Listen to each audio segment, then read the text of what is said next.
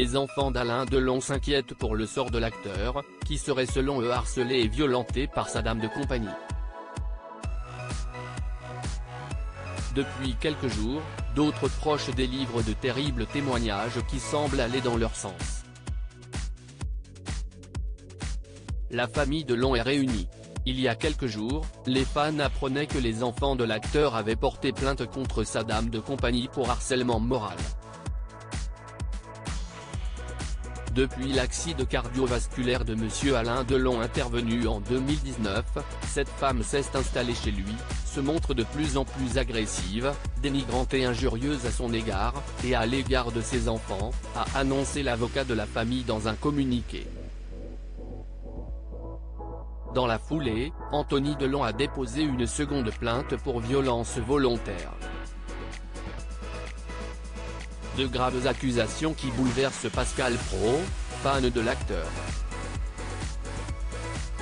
Ce jeudi matin, toute l'équipe de l'Heure des Pros commentait cette affaire et l'ami des stars Henri-Jean Servat a lui aussi assuré avoir constaté du changement de comportement d'Alain Delon depuis quelques mois. Comment on peut retirer à quelqu'un son chien? Lâche Henri-Jean Servat quand vous connaissez Delon qui était un rock, quelque chose d'indestructible, de fort. Imaginez l'état de dépendance, de faiblesse dans lequel il est paru pour se faire retirer son dernier bien, son chien.